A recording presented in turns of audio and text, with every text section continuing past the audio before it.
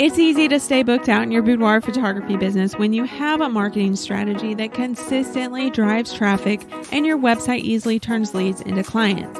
So today, I'm breaking down exactly how easy your marketing strategy can be. Hey, boudoir photographers! Are you ready to be totally booked out with high-paying clients?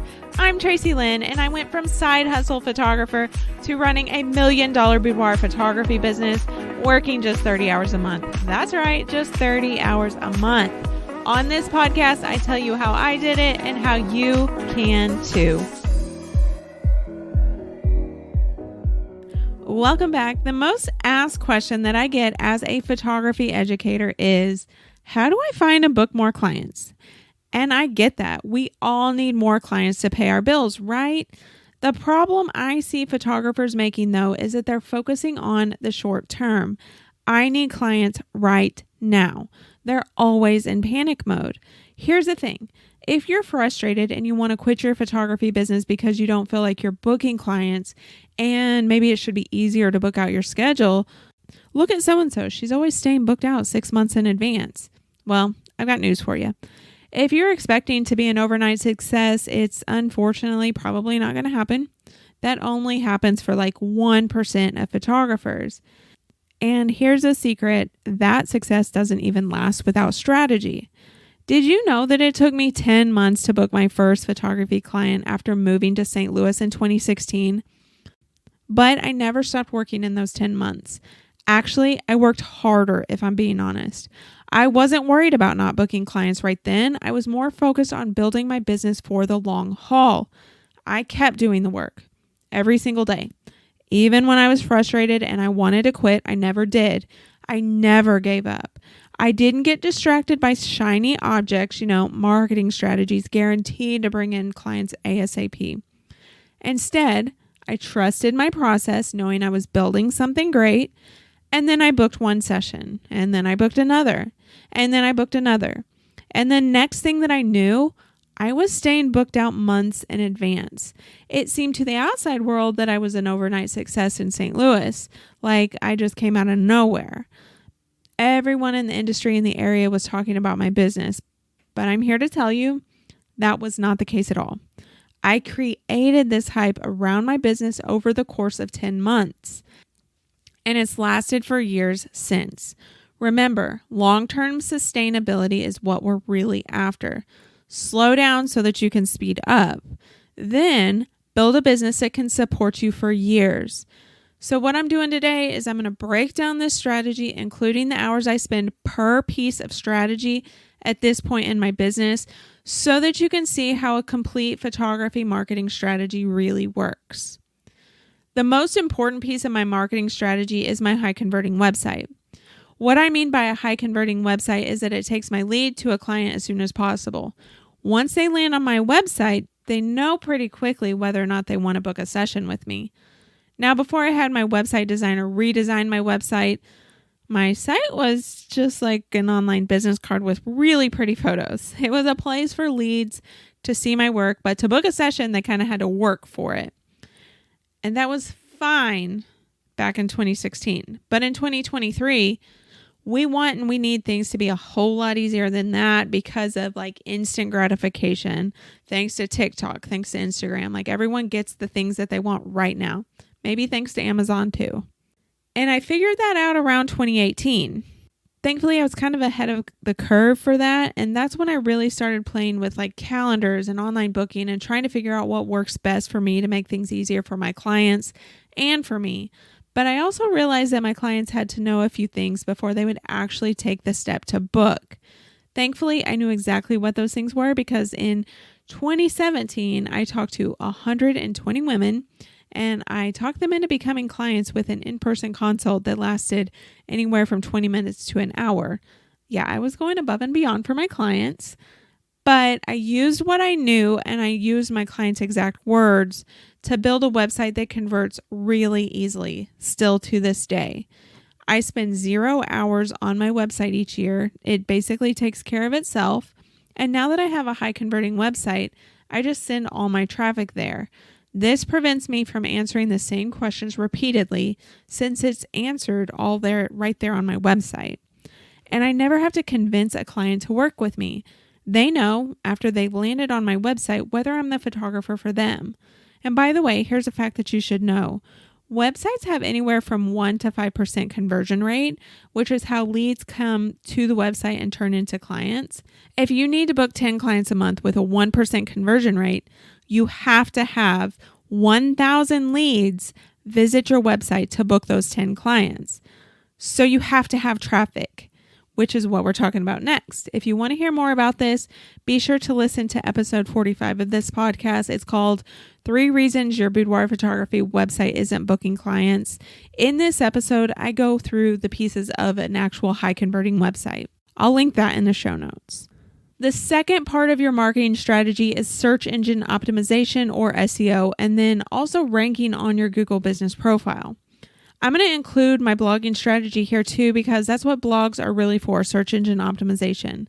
And SEO in basic terms is how you rank on Google. With good SEO, you will rank for the keywords your leads are searching for. Blogging helps your website rank on Google as well, and this is just one of the reasons I have the amount of traffic that I have on my website. And your Google business profile is really where most of your leads are looking as far as Google, trying to see which one's closest and which business is best for them. The Google business profile alone has its own tricks too. Go listen to episode 53, which is titled The 3 Reasons You Must Have a Google My Business for Photographers profile for more information about Google business profiles. It used to be called Google My Business, by the way. The reason I am so focused on being found on Google, though, the best clients come from here. In episode 54, my client Marcella mentioned that she was loving how so many of her clients are coming from Google because it's cutting down on the amount of questions she has to answer. And these clients just seem committed from the jump. She doesn't have to hold their hands to get them to follow through with booking. And that's the truth. Clients from Google are sitting there searching for what you offer, meaning they're already interested and they're committed to finding a photographer, and they're ready to book.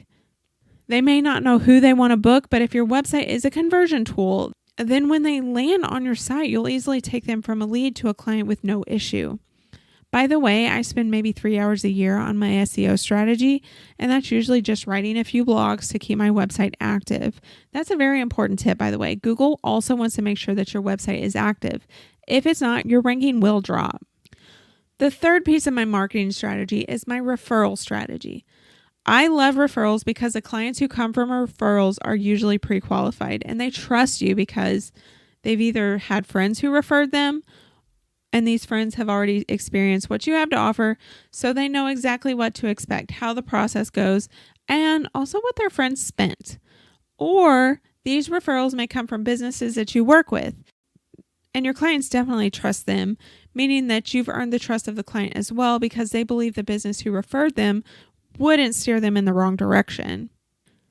If you want to know exactly how I work with other businesses, be sure to listen to episode 4 of this podcast, where I talk about exactly how I booked 7 sessions while on a 3-day vacation. This marketing strategy is the one that I spend the most time nurturing each year. I really like to focus on my business referrals because these clients are amazing, and like I said, they're pre-qualified. I'd say I spend about 10 hours a year on this strategy, and most of it is just nurturing the relationships I already have and building new ones. The fourth piece of my marketing strategy is social media. This is probably my least favorite strategy, but we have to do it. I spend maybe 30 minutes a month, so 6 hours a year on this strategy. In reality, I spend 0 hours on it. My sister actually does this for me. I've outsourced it to her so that I can spend my time doing the things that I like more. The most important thing I want you to understand here, you need to drive traffic to your website, not to your DMs. Otherwise, as I mentioned earlier, you're going to spend a lot of time answering the same questions over and over and over in your DMs. Usually the ones that are messaging you on Instagram or whatever, they're not fully committed. So you're just spending a lot of time on your phone hoping someone books. When if they're really interested in booking a session, they could get the information from your website, and they will if they actually want to book. So remember, the most important thing to do in your social media strategy is push traffic to your website, not your DMs. And the fifth piece of your marketing strategy is in-person events. In the early stages of your business, I think that you should spend more time with this strategy. It's such a good way to build your email list and book sessions immediately. If you want to hear how I booked 17 sessions at one bridal fair, make sure you listen to episode 9 of this podcast. On that episode, I break down my strategy exactly. I used to spend probably 30 hours a year on in-person events, but now that my business is established, in the past 3 years, I've spent maybe 5 hours on this strategy. Bridal fairs, wedding shows, trade shows, those are in this category. And as I mentioned, I think these are really great for building your email list and getting those immediate bookings. Other in-person events may include networking events like BNI, or one of my clients in Texas, she joined a business sorority. And I think this networking group sounds really perfect for boudoir photographers. So if you're in Texas, you need to see if your area has one. The most important thing I can tell you about this strategy, you got to get off your booty and you got to get out from behind your camera and your phone screen and your computer screen and go meet people in person. It will pay off. And the final piece of my photography marketing strategy is email marketing. Yes, even for photographers, email marketing is very important. I spend maybe 1 hour a year on my email marketing strategy now, but this wasn't always the case. It took time to implement the strategy. But at this point, it's just setting up my annual sale emails. The rest is on autopilot. So here's how it works. They sign up for my ultimate guide to prepare for a boudoir session. Then they go through my welcome sequence. Then they get put into my automated email funnel of 52 emails. These emails are broken down into exactly what I want them to know before they book a session.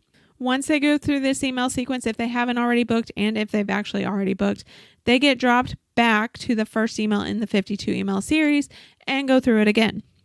The most important thing about this email sequence, it's nurturing the leads all year, not selling to them. And then when I run my annual sale, the sale is the call to action to book their session. So I'm really only selling to them in 15% of the emails they get each year and only 2 weekends out of 52.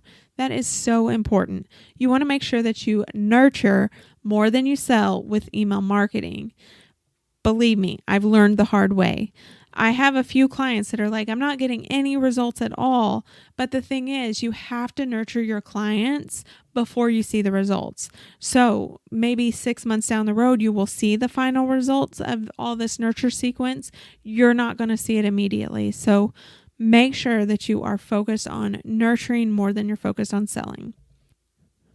If you only get one thing from this episode, I want to make sure that you understand that the first step of a complete marketing strategy is building your high converting website.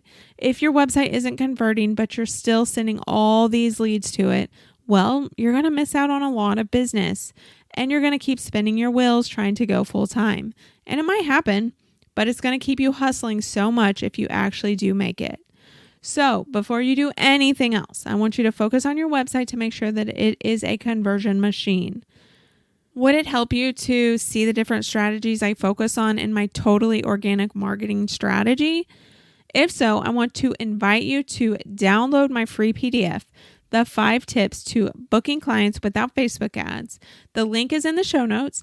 But this PDF will help you visualize the strategy so that you can stop relying on expensive strategies that keep you in the hustle-heavy lifestyle, worrying about booking more clients, and give you the time and financial freedom you wanted when you started your photography business. Thank you for listening to this episode of Sustainable Freedom with Boudoir Photography. Please be sure to rate and follow so that you never miss an episode. They drop every Thursday and they're always full of super actionable information for you to apply right now in your boudoir business. Until then, make your next shoot your best shoot.